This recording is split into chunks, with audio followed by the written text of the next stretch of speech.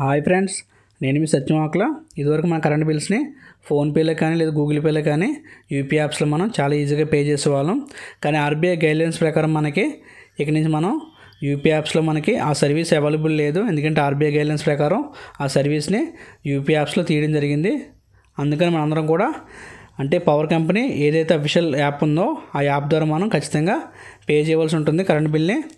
వేరే third party apps ద్వారా మనం పే చేయడానికి అవకాశం లేదు.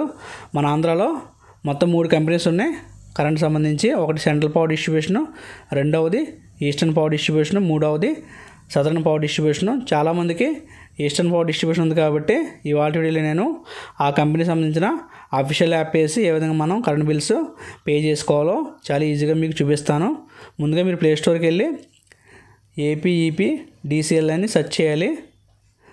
సెర్చ్ చేస్తే మనకి టాప్లోనే మనకి ఆ యాప్ కనిపిస్తుంది. మనకి ఆ యాప్ మీరు ఇన్స్టాల్ చేసుకోవాలి. అలాగే ఇదివరకు మనం యూపీఎస్ ద్వారా మనం కరెంట్ బిల్స్ పే చేసేవాళ్ళం కదా. అప్పుడైతే మనకి ఎక్స్ట్రా అమౌంట్ పే చేసేవాళ్ళం మనం, అంటే 3 రూపీస్ అంత ఎక్స్ట్రా ఛార్జ్ అయ్యేది. ఇప్పుడైతే మనకి ఒక సింగిల్ రూపీ కూడా మనం ఎక్స్ట్రా ఛార్జ్ పే చేయవలసిన అవసరం లేదు.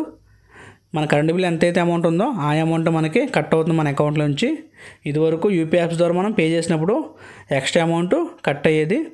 ముందుగా మన ప్లేస్టోర్లో ఏపీఈపీ డిసిఎల్ అని టైప్ చేసి ఈ విధంగా ఈ యాప్ను మనం ఇన్స్టాల్ చేసుకోవాల్సి ఉంటుంది. ఒకసారి చూడండి, యాప్ ఇన్స్టాల్ చేసే ముందు ఈస్టర్న్ పవర్ నుండి మనకి ఈ విధంగా సింబల్ ఈ విధంగా కనిపిస్తుంది మీకు. ముందు మీరు ఆ యాప్ని ఇన్స్టాల్ చేయండి.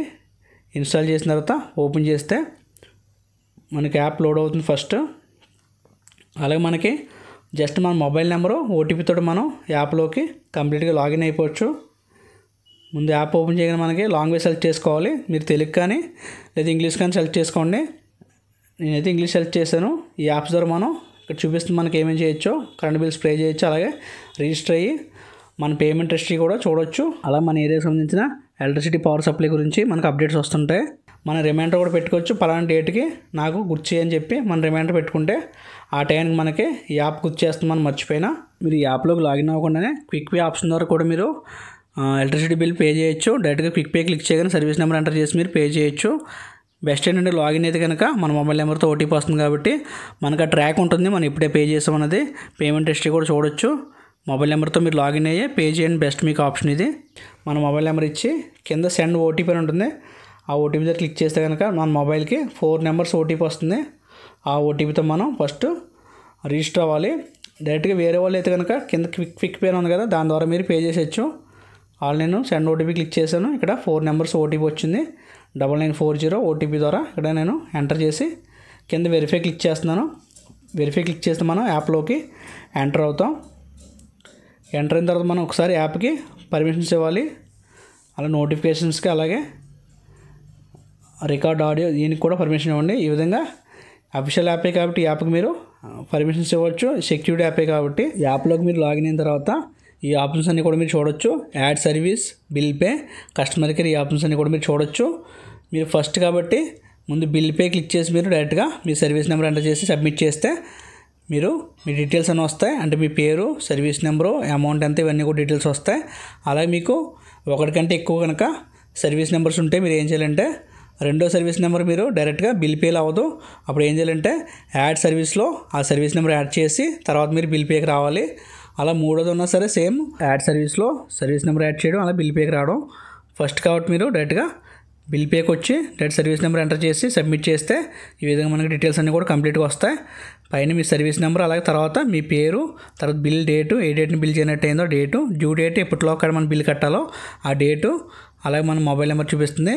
అలాగే ఇక్కడ 1183 రూపాయలేమో మనం కట్టవలసిన బిల్ అమౌంట్.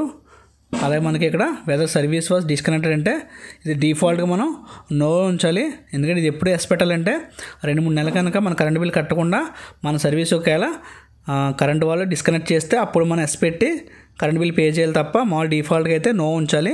అలాగే మీ పేమెంట్ గేట్ వాళ్ళు ఈ విధంగా ఆప్షన్స్ వస్తాయి మీకు. అడుగునైతే మీకు పేటీఎం ఉంటే కనుక మొబైల్ నెంబర్ ఎంటర్ చేసి ప్రొసీడ్ చేస్తే పేటీఎం ద్వారా మీరు పేమెంట్ చేయొచ్చు.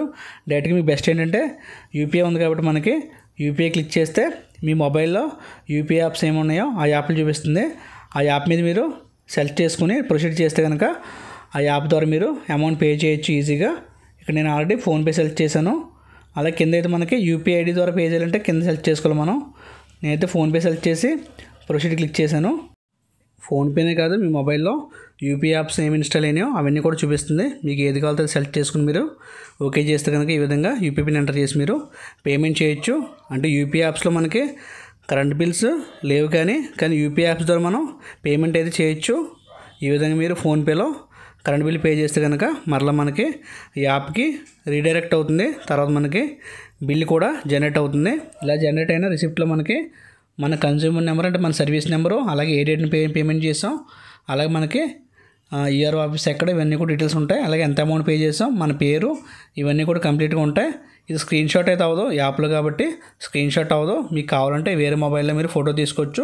ఫోటో తీసుకోకపోతే ఏం పర్లేదు, ఎందుకంటే మన మొబైల్ ఓటీపీ తర్వాత మనం రిజిస్ట్రేషన్ అయ్యి పే చేసాం కాబట్టి మన పేమెంట్ హిస్టరీలో మనకు కంప్లీట్గా పేమెంట్స్ అన్నీ కూడా చూపిస్తాయి. అలాగే మీరు రెండో సర్వీస్ నెంబర్కి మీరు బిల్ పేమెంట్ చేయాలంటే డైరెక్ట్గా బిల్ పేలో అవ్వదు. బిల్ పేకి వెళ్తే కనుక మీకు పాత సర్వీస్ నెంబర్ చూపిస్తుంది కానీ కొత్త యాడ్ చేయడానికి లేదు మనకి. అందుకే ఏం చేస్తారంటే మీరు యాడ్ సర్వీస్లో ముందు మీరు రెండో సర్వీస్ ఒకవేళ ఉంటే కనుక యాడ్ సర్వీస్లో మీరు యాడ్ చేయాలి. యాడ్ చేసిన తర్వాత మీరు బిల్ పేకి వెళ్ళవలసి ఉంటుంది. డైరెక్ట్గా మీరు బిల్ పేకి వెళ్తే కనుక ఆల్రెడీ పాత చూపిస్తుంది మీకు, అక్కడ మనకి కొత్త సర్వీస్ నెంబర్ యాడ్ చేయడానికి లేదు. అందుకే మీరు ఫస్ట్ యాడ్ సర్వీస్లో ఇక్కడ ప్లస్ సింబల్ ఉంది కదా, అది క్లిక్ చేసి మీరు మీ సర్వీస్ నెంబర్ రెండోది యాడ్ చేయాలి. ఈ విధంగా మీరు 20 సర్వీస్ నెంబర్ల వరకు కూడా మీరు యాడ్ చేసుకోవచ్చు. ఇలా ముందు ఈ విధంగా యాడ్ సర్వీస్లో ముందు రెండో దాని నుంచి యాడ్ సర్వీస్లో మీరు సర్వీస్ నెంబర్ యాడ్ చేసుకోవడం, మరలా బిల్ పేలో మనకి ఆ సర్వీస్ నెంబర్ చూపిస్తుంది. ఆ సర్వీస్ నెంబర్ క్లిక్ చేసి మీరు అమౌంట్ పే చేయొచ్చు. ముందు నేను రెండో సర్వీస్ నెంబరు యాడ్ సర్వీస్లో యాడ్ చేస్తున్నాను. ఈ విధంగా మనకి రిజిస్టర్ అంటుంది. తర్వాత మనం బ్యాక్కి వెళ్ళిపోయి మనం మళ్ళీ బిల్ పేకి వెళ్ళి మనం పేమెంట్ చేయొచ్చు.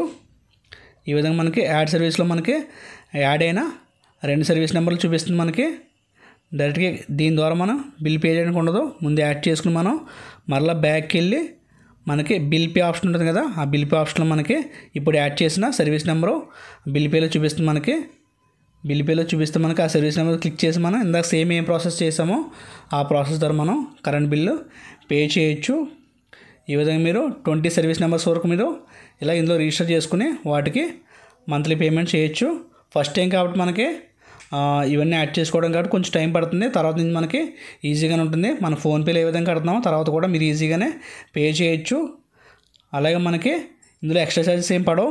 మనకి అమౌంట్ ఎంతైతే అంత తీసుకుంటుంది. ఇదివరకు మనం ఫోన్పేలో గూగుల్ పేలో కట్టినప్పుడు అయితే మనకి ఎక్స్ట్రా 3 రూపీస్ పడి, ఇక్కడైతే మనకి ఎక్స్ట్రా ఛార్జెస్ ఏమి ఉండవు. అలాగే మనకి మనం కట్టిన 3 అవర్స్ లోపల మనకి అప్డేట్ అయిపోతుంది మనకి అకౌంట్లోకి. అలాగే ఇదివరకు అయితే మనకి 3 వర్కింగ్ డేస్ పట్టింది అప్డేట్ అవ్వడానికి. ఈ 2 ప్లస్ పాయింట్లు. ఈ విధంగా మీరు కరెంట్ బిల్ సంబంధించిన అఫీషియల్ యాప్ వేసుకుని మీరు కరెంట్ బిల్స్ పే చేయొచ్చు. ఈ విషయం ఫ్రెండ్స్ కూడా షేర్ చేయండి ఫ్రెండ్స్. ఓకే ఫ్రెండ్స్, తప్పకుండా మన వీడియోని లైక్ చేసి మన ఛానల్ని సబ్స్క్రైబ్ చేయండి. అలాగే మనకి ఈ యాప్లో ఇంకా చాలా ఫీచర్స్ ఉన్నాయి. అవి ఏంటంటే మనకి పేమెంట్ హిస్టరీ ఉంది. పేమెంట్ హిస్టరీలో మనకి మన పాత బిల్స్ కూడా ఏ డేట్ని మనం కట్టామో అవన్నీ కూడా మనకు కంప్లీట్గా చూపిస్తుంది. ఇలాగా రెండోది కట్టాం కదా మనం కరెంట్ బిల్లు, అది కూడా రిసిప్ట్. ఇది మన బ్యాక్కి వెళ్ళి మీకు చూపిస్తాను కంప్లీట్గా. ఇది హోమ్ పేజ్ కదా, ఈ హోమ్ పేజ్లో మనకి పే బిల్లో 2 సర్వీస్ నెంబర్ చూపిస్తుంది. అలాగే యాడ్ సర్వీస్లో కూడా ఆ 2 సర్వీస్ నెంబర్లు కూడా చూపిస్తుంది. అలా ప్లస్ క్లిక్ చేసి ఇంకో సర్వీస్ నెంబర్ యాడ్ చేసుకుని బిల్ పే ద్వారా మీరు అలా కడుతుండొచ్చు. అలాగే మనకి ఇక్కడ పేమెంట్ హిస్టరీలో మనకి క్లిక్ చేసి అలాగే ఆ సర్వీస్ నెంబర్ మీద క్లిక్ చేస్తే మనకి మొత్తం ఆ సర్వీస్ నెంబర్కి మనం ఎప్పుడెప్పుడు పేమెంట్ చేసామో కంప్లీట్గా ఏ డేట్ని చేసామో అలా చాలా నెలలు ఉన్నాయి మనకి. ఇదంతా హిస్టరీ అంతా కూడా చూసుకోవచ్చు. ఇదైతే బాగా ఇచ్చాడు. అలాగే మనకి కరెంటు బిల్లు ఎంత వస్తుందో కూడా మనం గెస్ చేయొచ్చు. మనం అది కూడా మనకి ఆప్షన్ ఇవ్వడం జరిగింది. నేనైతే 2 సర్వీస్ నెంబర్లకి పేమెంట్ హిస్టరీ చూశాను. అలా మనకి కింద చూడండి మై యూసేజ్ అని చూడండి, దాని మీద క్లిక్ చేసి మనం ఆల్రెడీ పాత రీడింగ్ ఆల్రెడీ మనకి యాప్లో నోట్ అవుతుంది ఆటోమేటిక్గా. ఇప్పుడు ప్రజెంట్ మనకి రీడింగ్ అని చూపిస్తుందో మన మీటరు, ఆ రీడింగ్ మనం ఎంటర్ చేస్తే కనుక మై యూసేజ్లో మన కరెంట్ బిల్ ఎంత వస్తుందో కూడా మనం ఇందులో చూపిస్తుంది మనకి. అలాగే ఫైనల్గా మనం లాగౌట్ చేస్తే మనకి ఇక్కడ ఎస్ అడుగుతుంది. ఎస్ క్లిక్ చేస్తే మీరు యాప్ నుంచి లాగౌట్ అవుతారు. తర్వాత మీరు ఎప్పుడైనా యాప్ ఓపెన్ చేస్తే డైరెక్ట్గా మీకు ఈ పేజ్ వస్తుంది. మరలా మీరు లాగిన్ క్లిక్ చేసి సేమ్ మనం ఇందాకట్లాగా సేమ్ మొబైల్ నెంబర్తో మరలా లాగిన్ అవ్వచ్చు. లేదంటే క్విక్ పే ద్వారా కూడా డైరెక్ట్గా లాగిన్ అవ్వకుండానే మీరు సర్వీస్ నెంబర్ ఎంటర్ చేసి అమౌంట్ పే చేయొచ్చు. బెస్ట్ ఏంటంటే మీరు లాగిన్ అయ్యి మీరు కరెంట్ బిల్ పే చేయండి. ఎందుకంటే ఏదైనా ట్రాన్సాక్షన్ ఏదైనా ఫెయిల్ అయినా మనకి మన మొబైల్తో లాగిన్ అయితే కనుక హిస్టరీ ఉంటుంది కాబట్టి మీకు యూజ్ అవుతుంది. ఓకే ఫ్రెండ్స్, తప్పకుండా మన వీడియోని లైక్ చేయండి, మన ఛానల్ని సబ్స్క్రైబ్ చేయండి friends. Okay friends, take care, bye bye, Jai Hind.